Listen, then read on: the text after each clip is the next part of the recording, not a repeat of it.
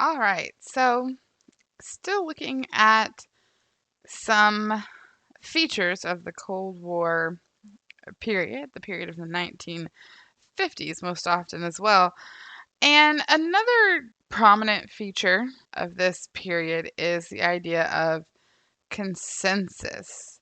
Consensus is going to play a big role in American perspectives in this post war period. And this is going to be the period marked as the end of ideology and the beginning of consensus. Consensus is, of course, the widely shared agreement on most matters of importance, particularly things like respect for private property, equal opportunity, and these things are also frequently depicted as central to America's history and greatness, as is the idea of consensus itself, central to the presentation of America's history and greatness. And so we get a little bit of an effort to rework America's history into something that is a lot more cohesive than perhaps it actually was. One of the things that we create a sort of cohesive message around is the idea of a Judeo Christian heritage in the United States. This is something that will frequently be brought up, but it's also something that is made up to some extent about American history. American history is, of course, much more messy than we liked to try and present it in the 1950s, and it's a lot more messy than this idea.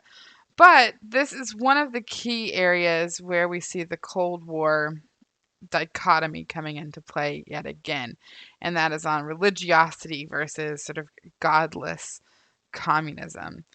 Um, and this is going to transcend multiple groups that previously would have been sort of fighting it out. Both Catholic and Protestant leaders played a crucial role in the spread of anti-communism as a kind of religious crusade. In the 50s, a majority of Americans were affiliated with one religious congregation or another. However, it is important to note that while membership was up, intensity of message was declining.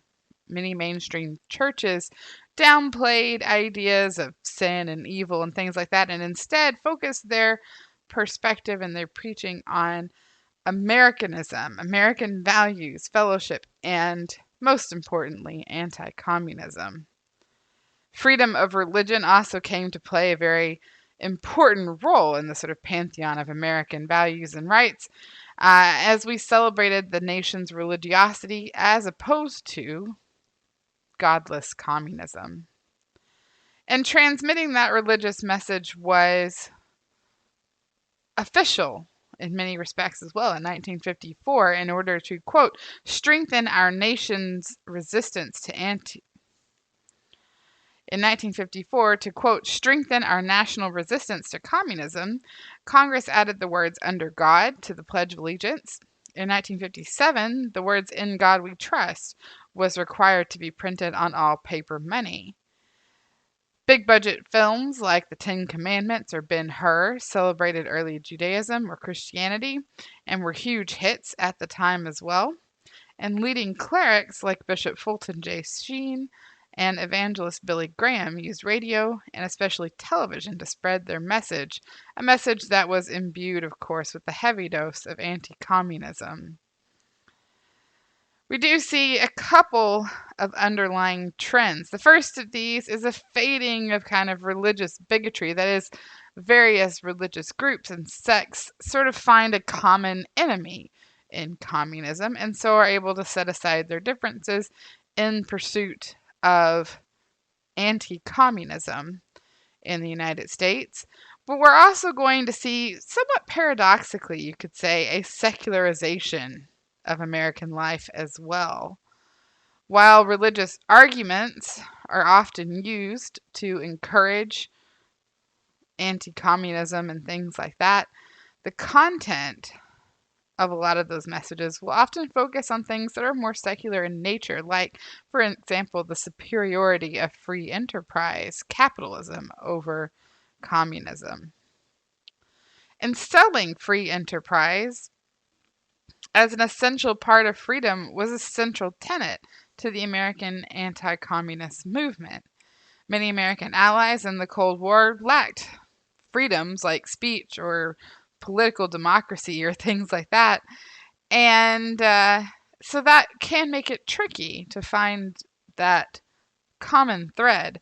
But all of these allies were linked by an economic system that relied on private ownership. And so we work on marketing free enterprise. Up until the mid 20th century, though, most Americans tended to associate big business with images of robber barons who manipulated politics, suppressed economic competition, and treated workers unfairly. But efforts were made to try and alter that image somewhat and to instill a sense of appreciation of the system in the worker. And I've got an example of that in this cartoon here.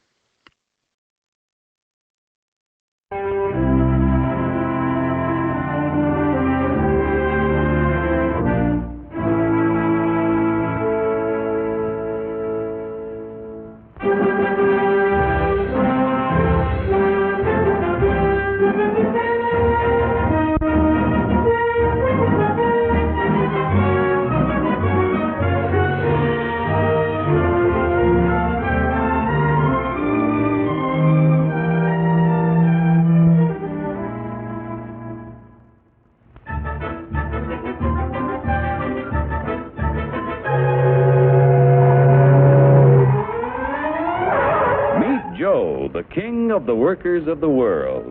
Hi, folks.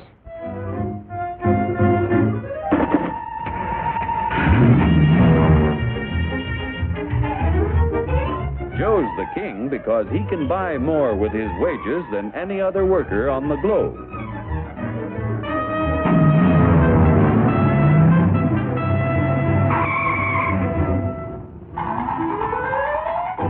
Now, what makes it possible for Joe to earn such a good living? He's no smarter than workers in other countries.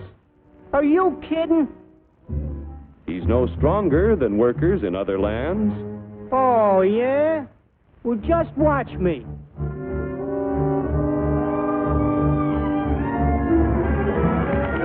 Ow! Just because Joe's an American doesn't mean... Yeah? Well, being an American is the best thing in the... Oh! My back! Sure, being an American is great, but how could you be superior to any foreigner when you or your folks might be any one of a dozen different races or religions? So, if you're no Superman, it must be the American way of doing things that makes you the luckiest guy in the world. I don't think I'm so lucky. You don't? Well, let me show you. Hey, what's that gadget? Television? No, it's a time machine. Just pull that lever. You'll see how people worked 100 years ago.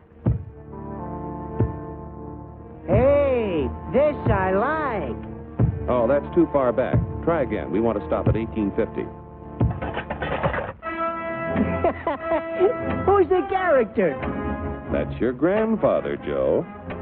Oh. He had to work 69 hours a week to earn a living because he had only inexpensive hand tools and his own strength to help him make things. Your grandfather was a powerful man, yet his strength equaled only 1/10 of a horsepower.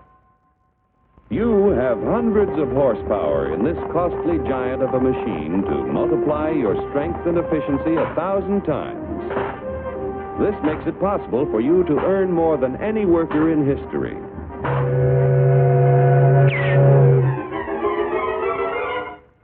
And still have leisure time each day to enjoy life. So I'm lucky. But what about the rich guy who does nothing while I do the work? True, there are rich people who contribute nothing. And there are poor people who contribute the same. But most of the invested capital that buys the tools you use comes from your fellow Americans. 40 million of us have money in the banks. 70 million of us own insurance policies.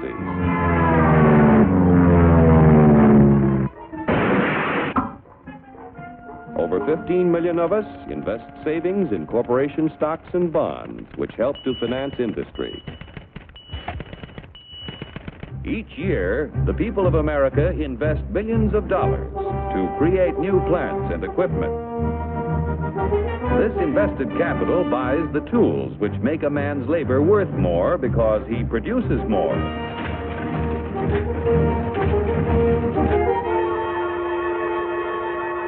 In China, for example, where there is practically no capital available for investment in plants or tools, a man's labor is not worth very much. A coolie takes 10 days to move 10 gallons of kerosene 100 miles at a freight cost of 10 cents a gallon. An American railroad worker takes only 2 hours to move 100,000 gallons of kerosene 100 miles at a freight cost of 1 cent a gallon. The coolie makes 10 cents a day. An average American railroad worker makes $10 a day, or 100 times more than the coolie. The average railroad worker has the benefit of a $20,000 investment in equipment. The Chinese coolie's equipment is worth only 10 cents. With constant improvement in expensive tools and the skill to use them, the value of any man's labor can be multiplied many times. Naturally, the people in this country who invest their savings with industry expect dividends. No dividends, no investments. Without new capital each year to finance new plants, tools, and equipment, labor and management would soon find themselves in pretty bad shape. Yeah, without capital to buy new tools, I might not do so good. But look what a new invention did to my grandpa. For 25 years, he knocks his brains out in the wagon works. Then along comes the gas buggy. Need I tell you what happened to Grandpop?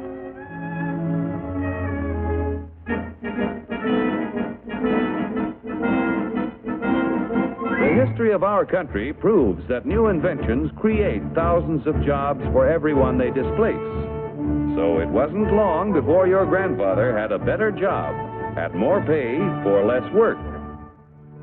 Our industrial progress is largely the result of the competitive struggle between companies to capture the market to increase profits. Huge sums are spent each year to make a better product to sell for less. Yet, regardless of how much money is spent to develop a new idea, there is often failure. When research proves successful, everyone shares in the accomplishment. The business which fails to give the consumer as much value as a competitor gives often goes bankrupt. However, on a national scale, competition gives the greatest good to the greatest number by continually producing more and better goods at lower prices.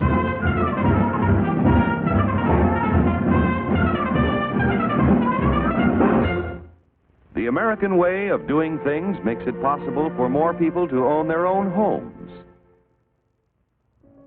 We're only 7% of the world's population, but we have 50% of the radios.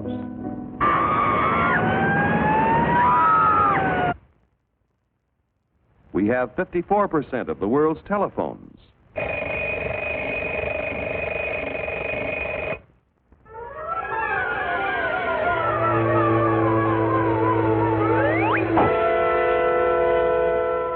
Americans own practically all the refrigerators in existence to give them plenty of ice quickly and easily. Bathtubs, we've got 92% of them. Most of us have the leisure time to enjoy the peace and quiet of the beautiful countryside as we drive about in 72% of the world's automobiles. I told you to turn at the last corner. You don't eat me. You eat it. I don't like it. I want to get candy bar. Under the protection of our freedoms, American labor, management, and capital, the greatest production team in the history of mankind, have made the United States the industrial master of the world. Capital must continue to provide industry with the funds to create new tools and plants. Labor and management must continue to increase the production of better goods at lower prices so that more people will be able to buy the things that make life easier and happier for all of us. Then Joe will continue to be the king of the workers of the world. You said it, brother.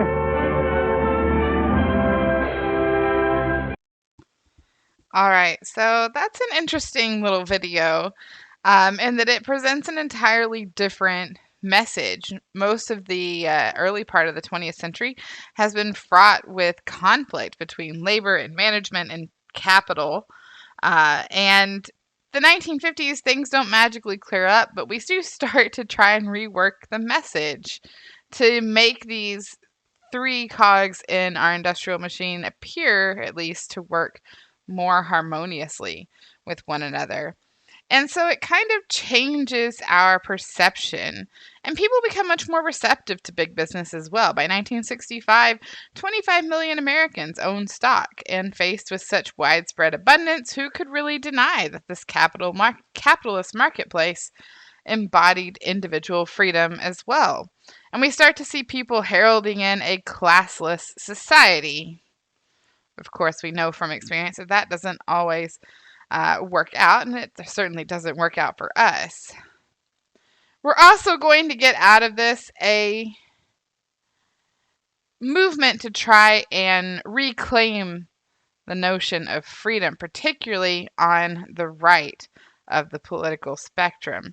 And we're going to get two new strains of conservative renewal in this period, starting up in the 1950s. First of these are libertarians. These were a group of thinkers reviving conservatism and reclaiming the idea of freedom from the liberals, laying down the foundations for a lot of modern conservatism, including opposition to a strong national government. Freedom meant individual autonomy, limited government, and unregulated capitalism. Now, these ideas had particular appeal among businessmen in the South and the West who wanted to pursue their economic goals free from government regulation, high taxes, and labor unions.